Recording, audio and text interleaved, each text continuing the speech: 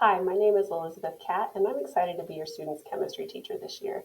I'd like to tell you a little bit about our class and what your student can expect this year.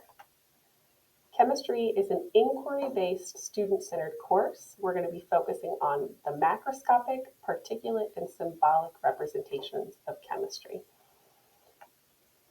As far as grading is concerned, in our course we use a standards-based grading rubric. Students' final grades will be calculated using their scores on assessments for each of the objectives throughout the semester. Students will have the opportunity to reassess on all of those objectives, both within the unit and at the end of the semester. Most recent scores will determine the final score for an objective. All of the objective scores will be communicated in PowerSchool as a score out of 10. And then final reassessments will be given at the end of the semester during ACE week, and that will serve as a student's last opportunity to show their understanding of each concept. This grading rubric is a holistic rubric that's based on levels of mastery. We're looking for students to be at a proficient level of meeting expectations or exceeding those. Those would be a level M or a level E. And the goal is to reach that throughout the year.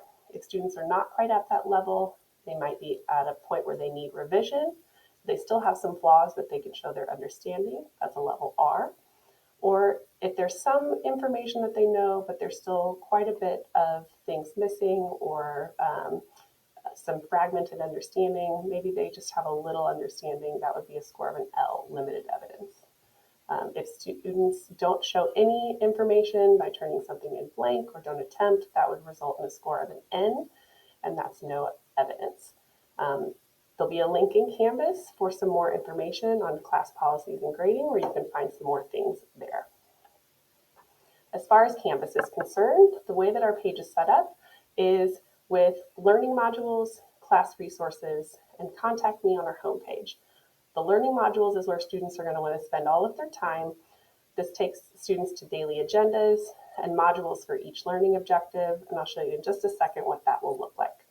Class resources will link students to a module where they can find all of the files they need for each unit, and I've already linked those actually for the whole year, so they're already available if needed. And then finally, the Contact Me page will let you know how you can best reach me. In that Canvas module page, which is where students are going to want to go immediately, you'll find at the top of every page an agenda module for a unit. These will include weekly agendas describing what will be done in class, as well as assignments for each day, with our most recent agenda always being at the top of that module. And then below that will be your content modules. These contain all of our class activities, discussions, labs, assignments for all of our learning objectives. This will include any videos for things that are done in class, like notes and labs that are there for students if they're absent or if they need to go back to that to review or to get some further information.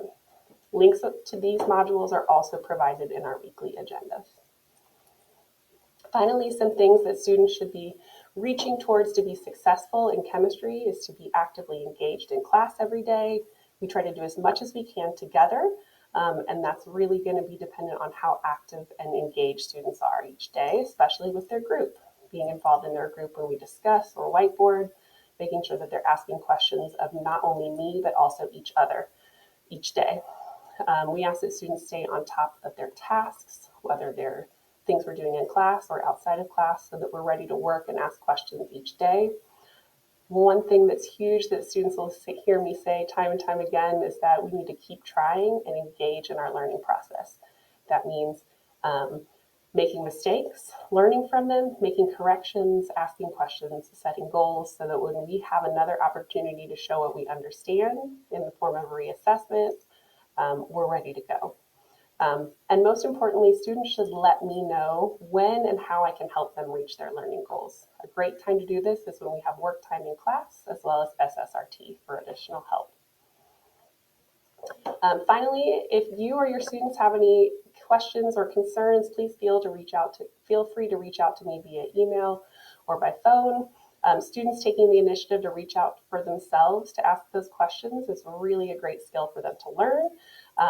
If you want to make sure that you reach out to me as well, please do so. Phone calls or Zoom calls should be scheduled 24 hours in advance.